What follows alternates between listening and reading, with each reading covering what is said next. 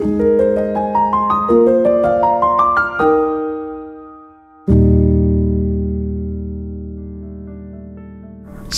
Paskah, Bapak, Ibu, dan Saudara sekalian.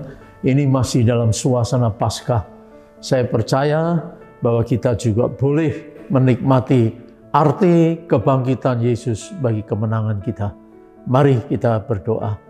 Bapa, kami boleh bersama-sama bersyukur atas kemenangan lewat kebangkitan Tuhan Yesus dari kubur dan kematian. Dan itulah tanda kemenangan daripada kuasa Allah. Dan kami boleh menikmati kuasa-Mu yang menaungi dan melindungi kami. Dan sebentar kami belajar akan firman-Mu. Dalam Tuhan Yesus kami berdoa. Amin. Nah, kita akan membahas tentang Rasul baru dan baru Rasul. Ini sehubungan dengan pilihan Matias. Nah, kita tahu bahwa Yudas Iskariot, si pengkhianat itu telah mati dengan cara bunuh diri. Ia sangat menyesal saat melihat Yesus dijatuhi hukuman mati. Bukankah itu akibat dari ia menjual Yesus? Yesus cuma dijual dengan 30 keping perak. Uang itu masih ada di tangannya. Tapi mau untuk apa uang yang hanya segitu saja? Akhirnya uang itu dilemparkannya ke bait suci. Tapi karena uang itu disebut uang darah, maka tidak diperkenankan dimasukkan ke dalam peti persembahan. Akhirnya uang itu dibelikan tanah untuk pekuburan orang asing. Dan di tempat itu, tanah itu, pekuburan itu disebut Hakal Dama. Artinya tanah darah. Matius 27 ayat 3-8 dan Kisah 1 ayat 18 dan 19. Cerita tentang pengkhianatan Yudas ini seringkali membuat para pendengar atau pembacanya merasa ikut gemes atas perbuatan yang tercela dari Yudas Iskariot ini. Dengan matinya Yudas, maka jumlah para rasul tinggal 11 orang saja. Melihat hal itu, Petrus berdiri di tengah-tengah 120 saudara-saudara yang sedang berkumpul, lalu berkata, "Jadi harus ditambahkan kepada kami seorang dari mereka," yaitu yang 120 tadi, "yang senantiasa berkumpul dengan kami selama Tuhan Yesus bersama-sama dengan kami, yaitu mulai dari baptisan Yohanes sampai hari Yesus terangkat sorga meninggalkan kami, untuk menjadi saksi dengan kami tentang kebangkitannya." Kisah 1 ayat 15 dan 21-22. Akhirnya terpilihlah Matias. Terpilihnya Matias melalui cara membuang undi. Bagi kita saat ini, hal ini sangat janggal dan sulit dimengerti dengan nalar kita. Tapi itulah kearifan lokal yang berlaku saat itu. Dan kita percaya melalui kearifan lokal saat itu, Tuhan juga ikut campur tangan dan bekerja menentukan siapa pengganti kedudukan Yudas yang telah mati itu. Terpilihlah Matias. Nah, pertanyaannya, apa yang menyebabkan Matias layak menjadi rasul pengganti Yudas Iskariot? Karena para rasul yang terdahulu, mereka semua bukankah dipilih oleh Yesus sendiri? Walau demikian, toh masih ada satu yang mengkhianatinya, yaitu Yudas.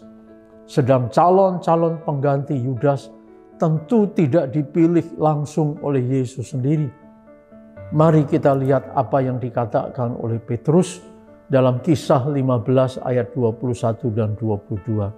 Setidaknya ada dua hal yang menjadi kriteria terpilihnya Matias, yaitu yang pertama, pengganti Yudas haruslah saksi mata yang melihat dan mendengar sendiri apa yang Yesus perbuat dan ajarkan kepada orang-orang pada saat itu. Apa yang Yesus perbuat terhadap orang sakit, orang kelaparan, orang yang disisihkan, terhadap anak kecil, terhadap orang mati, orang miskin, dan apa yang Yesus ajarkan baik saat ia khotbah di bukit maupun ajaran lewat macam-macam perumpamaan dan kesempatan yang lain. Dengan demikian, pengganti Yudas haruslah mengenal dan pernah berjumpa dengan Yesus yang hidup, bahkan yang bangkit dari matinya. Pengganti Yudas bukan hanya mendengar tentang ajaran Yesus, tapi pengganti Yudas adalah ia yang sanggup menyimpan dan melakukan ajaran Yesus dalam hidupnya. Dengan demikian dapat dikatakan pengganti Yudas bukan hanya tahu tentang Yesus, tapi terlebih dari itu ia harus mengenal Yesus dengan sungguh dan dengan iman, dan dengan penuh kasih ia juga mau melakukan kehendaknya. Yang kedua, pengganti Yudas adalah seorang yang memberikan diri dan waktu serta perhatiannya untuk selalu dekat dan bersama dengan Yesus. Ada kerinduan untuk datang mendekat kepada Yesus dalam sepanjang hidupnya. Kerinduan untuk dekat dan dengar-dengaran kepada Yesus menunjukkan sikap iman dan isi hatinya. Pengganti Yudas haruslah seorang yang memiliki kerinduan selalu dekat kepada Yesus, baik dalam suka maupun duka, dalam tawa atau tangis, dalam sehat maupun sakit, dalam damai maupun saat genting dan rawan. Dan akhirnya terpilihlah benar-benar Matias.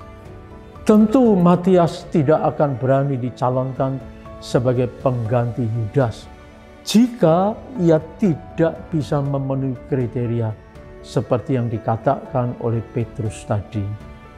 Karena Matias memiliki kriteria itu, maka Tuhan ikut campur tangan dan bekerja dengan rohnya melalui kearifan lokal, yaitu undian. Kita tidak perlu mempersoalkan mengapa harus dengan membuang undi, tapi kita bisa melihat Tuhan bekerja dalam pemilihan pengganti Yudas. Ini yang penting. Kriteria semacam itu rasanya juga kita perlu miliki, yaitu kriteria yang dilakukan oleh Petrus tadi. Walaupun tidak akan terpilih sebagai seorang rasul, tapi terpilih sebagai pengikut Yesus yang baik dan benar dalam kehidupan ini. Maukah Anda terpilih baik sebagai pengikut Yesus atau pelayan Yesus? Milikilah apa yang menjadi kriteria yang ditetapkan oleh Petrus bagi pengganti Yudas. Amin. Tuhan memberkati.